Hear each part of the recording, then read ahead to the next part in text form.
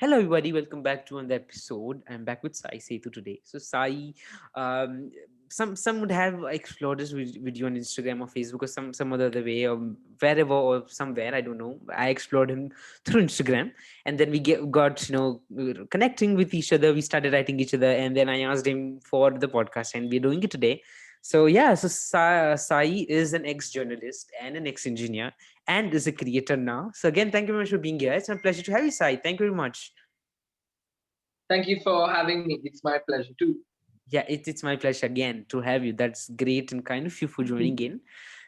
So yes, Sai, before getting into any kind of discussion or anything, why don't you introduce yourself and all the work you do? Okay, so yeah, I'm gonna say it once again. My name is Sai, and I'm from Coimbatore, Tamil Nadu. Yeah, I did my schooling here. I did my mechanical engineering in this institute called Velo Institute of Technology, which is in Velo. And once I graduated from VIT Velo, I pursued my passion, which is journalism. I wanted to do something always that is inclined towards people, getting to know people, and I always believe that the biggest resource you can have at your disposal as a human being is people. So I thought I wanted to tap into the biggest resource, and that's why I pursued journalism.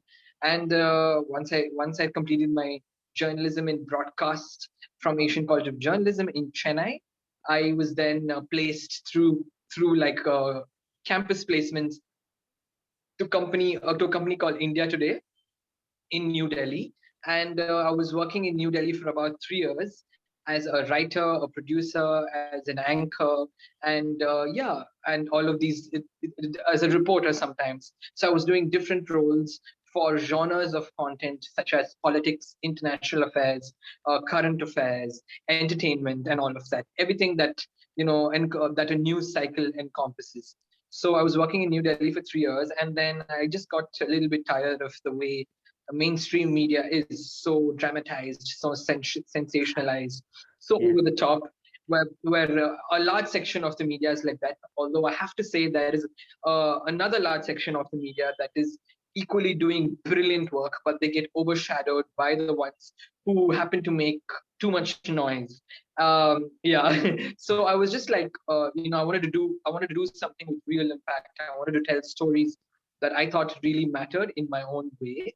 And so I quit my job about 1.5 years ago, and I started something called On the Ground, because I believe that people, voices, and journalism is something that starts and ends on the ground.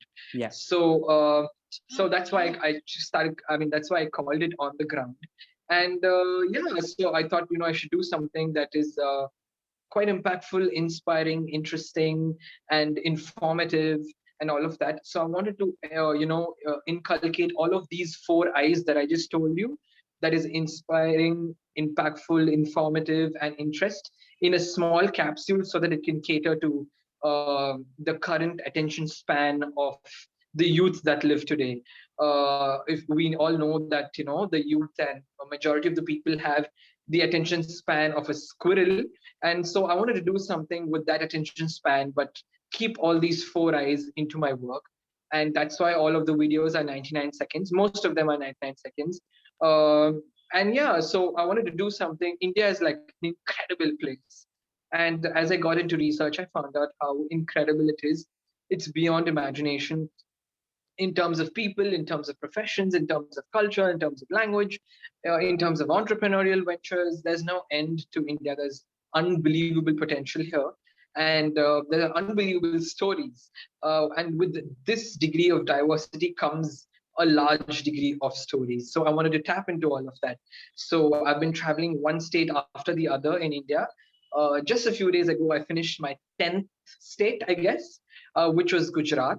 And I'm right now on my 100 and yeah, until now I finished like 145 videos across 10 Indian states. And I do videos on ordinary people with extraordinary stories, very fascinating and awe-inspiring villages, and great innovations, positive innovations that can really change the way we think and the way we live in a very positive way. Okay, great, great. Happy to hear that. And kudos to you for doing that wonderful stuff. Bringing up story. Thank you. It's wonderful to speak to you regarding that and the conversation we're gonna have. Regards to it. So before we get into any kind of question and answer session and any kind of talking or something, anything. What is one thing you learned? Doing making videos and knowing people and knowing people's story. I'm sorry, what are the sorry again, so what are the stories you uh, what did you learn from making stories, and what did you learn from going to people and speaking about their life, their problems, and what does it make you feel? So, so many things. It cannot be one thing. The one thing I learned is that I can learn so many things. Okay, that's the one thing I learned. And those so many things are, it's about like it really opens your head. It splits your head, and you get perspectives of all kinds. And I think it's a great perspective. And you step into somebody else's life for a short period of time, and you get to experience that firsthand. And yeah, you just view the world in a very different through a very different lens, and it really like polishes your school of thought. It really broadens your mind. And it's a great learning curve. I'm still trying to understand what exactly the big picture is here, because I've still not figured out. But that being said, it's it's so inspiring to know that people put their life on the line to do what they believe in, to do what they're passionate about, irrespective of what happens. And yeah, people following their dreams. It has taught me about the importance of not giving up, being determined, believing in what you do. And yeah, and it has taught me about how it's important to value nature, how important it is to value community, and how important it is to value culture, how important it is to value the people around you. And yeah, and how important it is to pay attention to every person's story, because every person has a different story. Everything is so personal, and everybody has a story, and it's important to lend a voice, and to lend a ear to everyone's story, because there is something in everyone's story. Yeah. Hmm. True, true, true. That's good enough learning, right? I Yeah. think that's good enough learning. Yeah, yeah, it's really good enough. That's really good enough, and I think you have a lot to learn, a lot to see. As you said, it has just been 18 months, so it has a lot of time. You're going to see a lot of different people coming up. Yeah, again, Sai, again, it's I'm really again, I don't know, I can't stop thanking you for joining me in. I really see to learn a lot from this Come on, session. no big deal.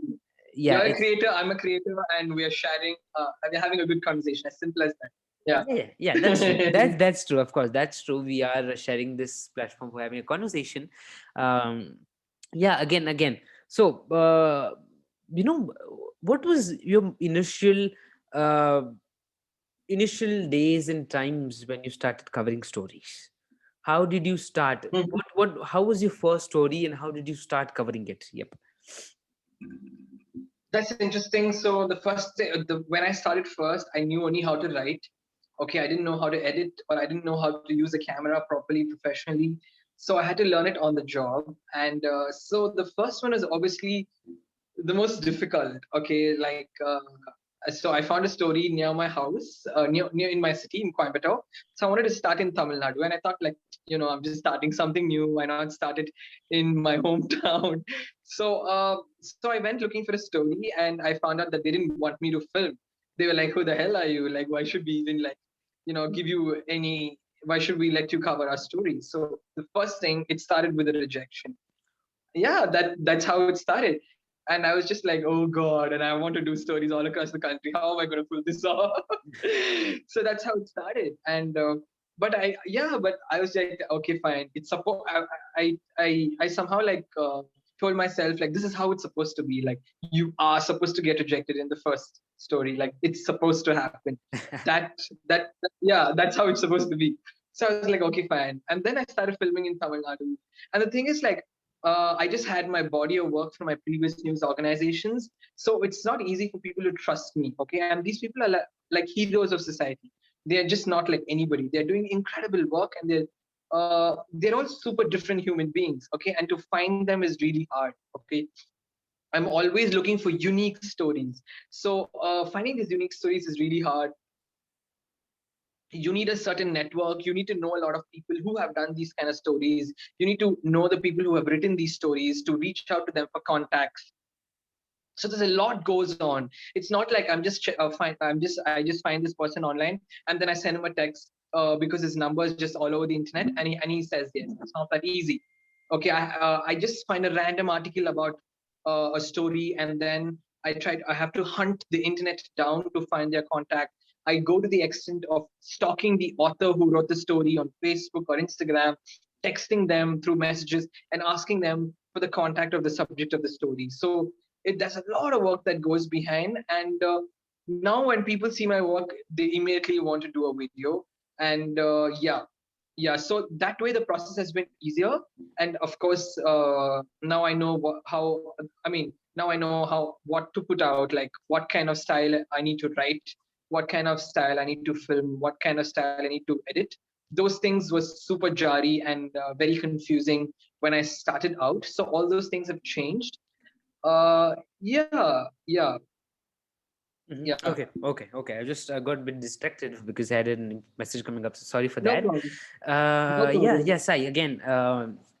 So of course, I think rejection is uh, a very important part of anything and doing anything. Personally, me myself, when I started even thinking to do a podcast, I was unable to find people who could help me, and I didn't. I was not that. I was kind of naive. Was not able to understand things and trying to learn things up. And yeah, of course things Yeah. changed, and I was not able to find people who could shoot me, help, because I doing something on Zoom for me at that point of time was something I was not thinking at all.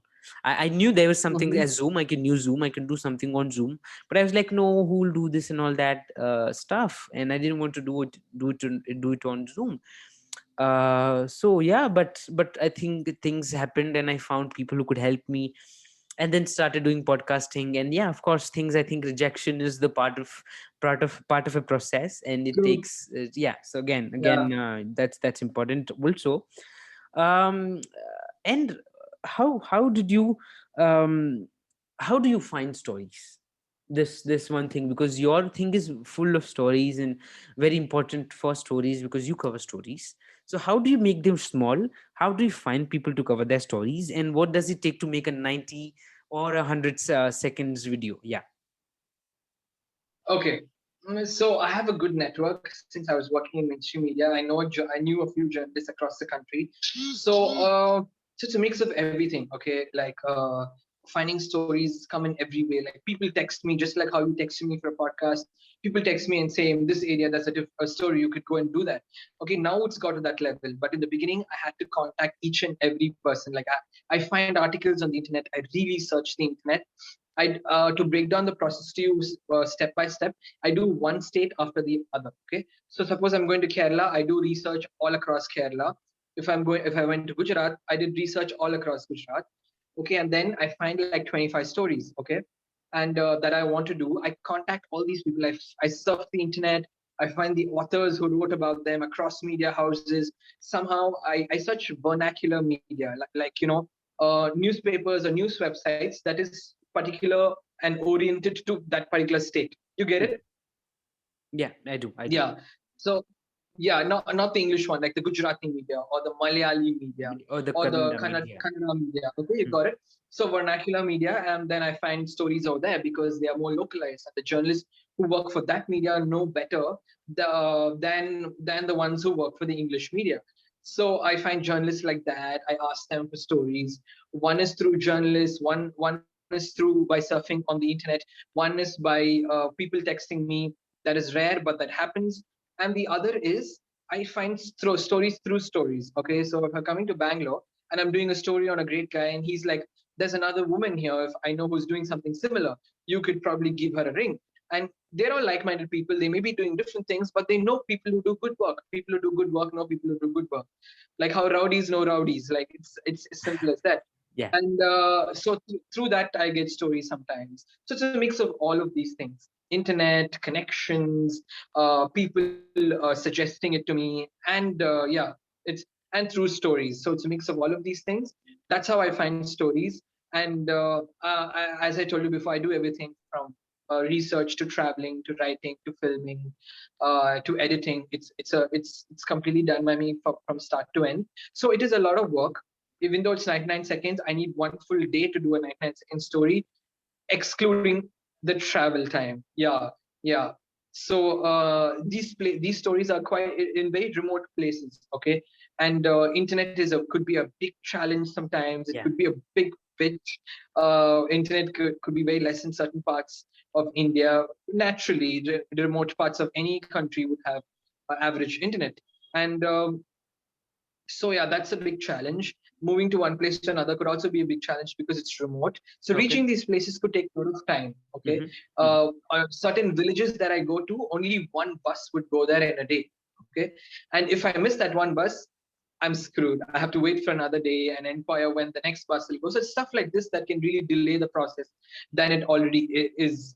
So yeah, these are the challenges: internet, time, and yeah, it can get it can get exhausting since I'm doing everything by myself. But I pulled it across until now. So yeah, I feel I can do it a long time. Yeah. Yeah. Yeah. Yeah. Okay. And how was, as we live in a culture where, our influence of our families is a very important part and integral part. Let it be our parents. In the Western countries, if after 18, of course, it has changed now. Even people don't leave their parents even they're 25, 30. But in before, there are a lot of times when they leave their parents home at 18, and parents don't interfere in their life and their decisions. But in our culture, it happens. um so how so how what was how was by quoting that, I would just like to ask you, how was your response of your parents when you were leaving your journalism job, which was very safe. I'm not sure if it was safe, but very um which could Stable. yeah, stable, and which could not which could make you fixed amount of money which you don't have to worry, and you'll get it at the end of the month. But then you choose to do something else, then your fixed job salary, the salary you get, and then you fix to do something else which could help bring stories of people's out to the world. So how was their response to it when you were trying to explain the idea of doing this? What was their response to you?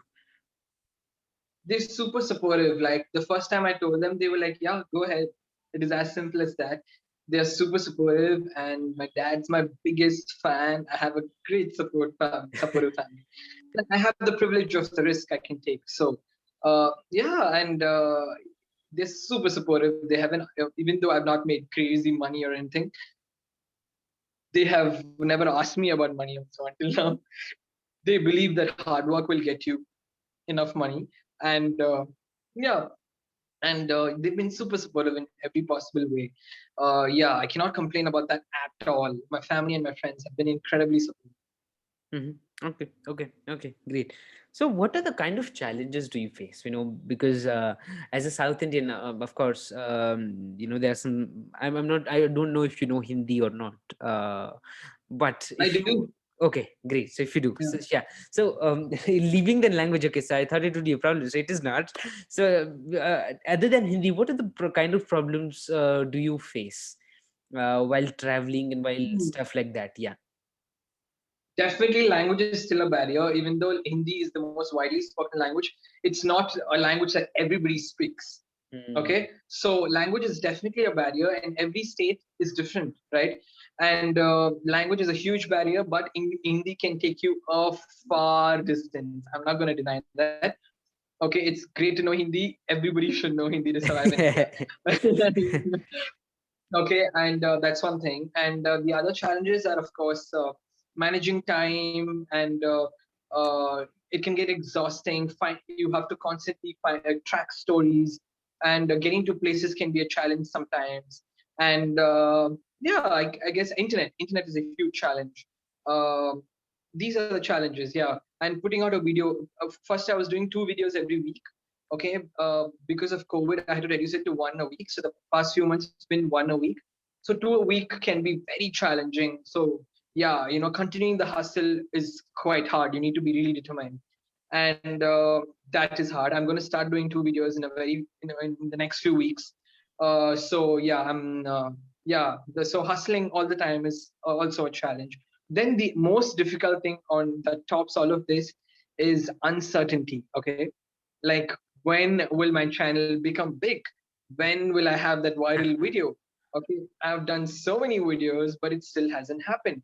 And yeah, and I know, and I believe that my content is way better than so much of garbage out there.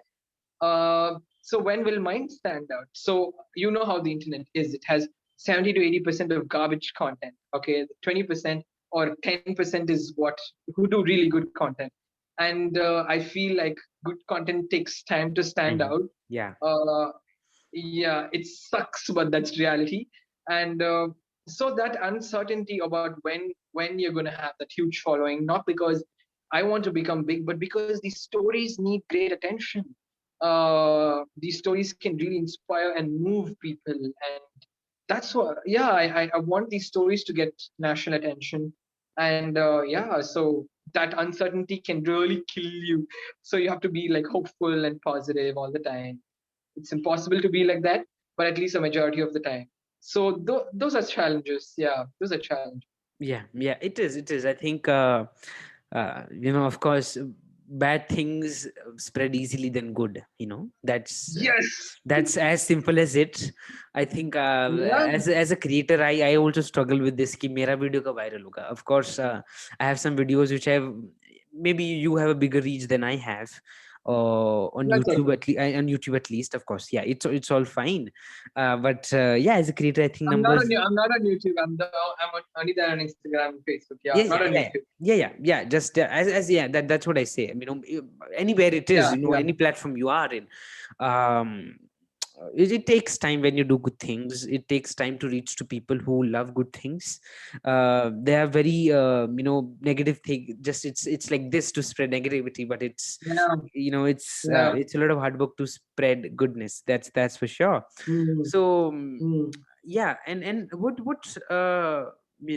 like now getting into the the part of it, you being an engineer, then you getting into journalism, then leaving a journalism job and then getting into for creating videos. Now you create videos on stories of people.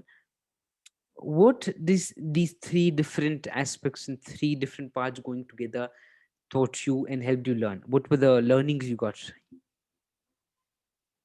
Okay, so engineering is like a way of thinking. Okay, like engineering is thought process, and it can be very analytical. It can be very like stressful, and it can challenge you in so many ways. And I did not like the subjects of engineering.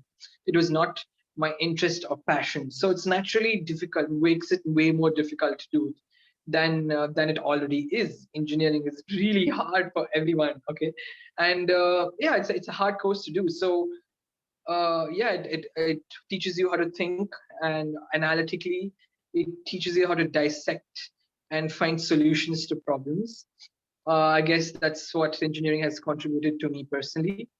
Journalism is completing something very different. Man, journalism is like a world of its own.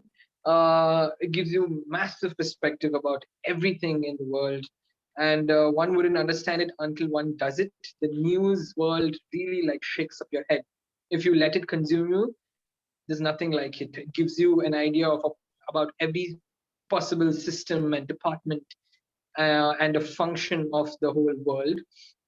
Yeah, so it's great amount of information, great amount of perspective, great amount of knowledge, and great amount of depth into so many issues. It gives you a deeper understanding of how to look at the world.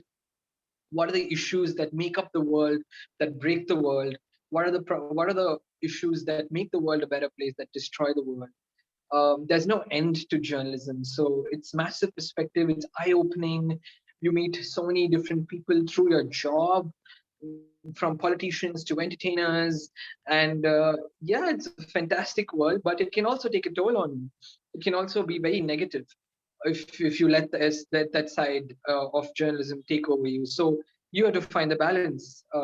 That's what journalism gave me, and I and through on the ground by creating content, I feel like I can really challenge myself and be who I want to be. Like that's what it's taught me, even though I'm nobody yet. Okay, but it still gives me that feeling, and yeah, it's as I told you before, it's about I told you all the learnings that I've already received from on the ground. So I mean, yeah, and I'm sure journalism and engineering have helped me, like subconsciously is helping me even in my work today.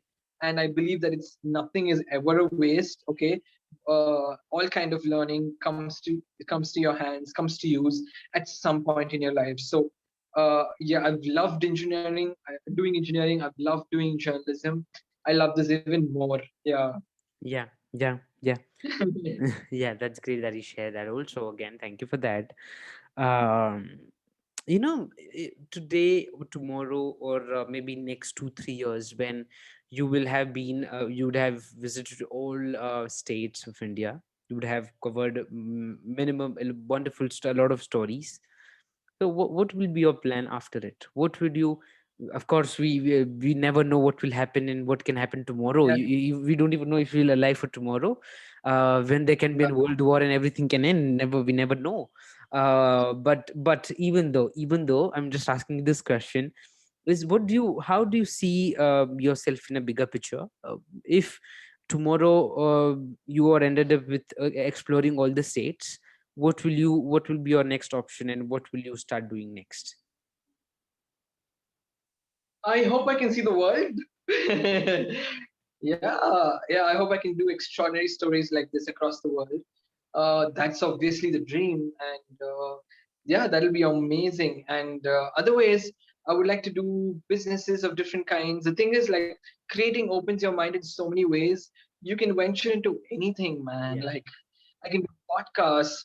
I can do like yeah, I can write, I can film for other people. I can teach people on what I do. That would be great to transfer the knowledge. Online education is everything right now, so I can write a book. I can do all of these things and even more. I can just like do farming if I want to. So yeah, but the first top priority would be to spread the knowledge and teach and travel the world. Yeah, do stories across the world. Mhm. Yeah. Okay, okay, okay, great, great. And we had a conversation on this, and we are speaking regarding your love towards create, covering stories and all those stuff.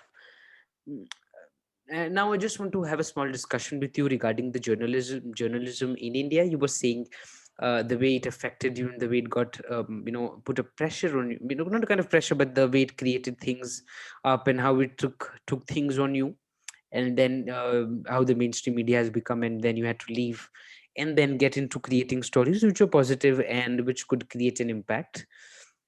So what do you think about uh, journalism today, as you having a knowledge of being a journalist?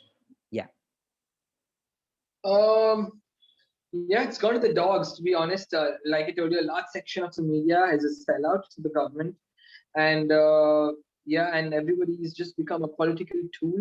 Not everybody, a large section of it, and there is a very small niche part of media that is really trying to do good work and trying to still stick with the facts, stick with the voices that matter, and try to not become a pawn of the government and a pawn of any political party. There are still some remarkable journalists. There are some people who make great documentaries, who make great videos, who write brilliant articles in order to inform and do justice to the whole idea of journalism. But they get overpowered by one or two mainstream anchors like Arnab Goswami or yeah, a few people like him in Hindi and in English who steal the limelight through the most nastiest ways possible. So I'd say that large section of the media has stooped to new levels of low that it's almost irreparable for now, at least.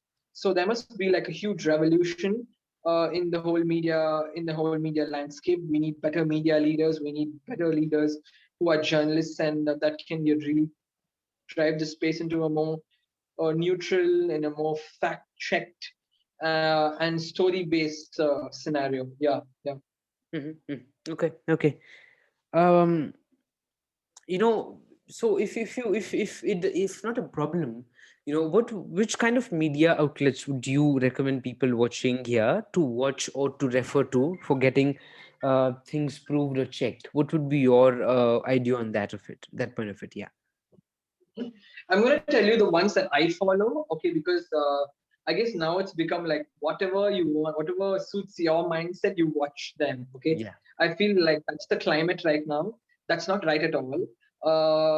Yeah, so I'm just going to say I'm not going to recommend people because to each their own. I believe in free will, but I'm going to tell you what I follow. I follow NDTV. I follow the Quint. I follow the Wire sometimes. I follow the Hindu, and I follow the Caravan. I follow Tehelka and Scroll. These are some media houses that I feel are doing great work and are doing honest work. Some of them at times become upon to a political party. Some of them, yeah, some of them, even the ones I mentioned, sometimes they tend to not remain neutral at certain points, but that's just certain points. But for 90 to 95% of the time, I'd say they are way more fact based and reality based than the other bullshit. Okay, Yeah. okay, okay, great. So, I think we have covered a lot of it and spoken about a lot of things we wanted to. I wanted to have a conversation about. If you wish to add anything over here, you please do ahead. If not, you can just leave a last message and then we can end this up. What I want to add is that, first of all, thank you so much for having me here. It's My very pleasure. nice of you. My pleasure. And yeah,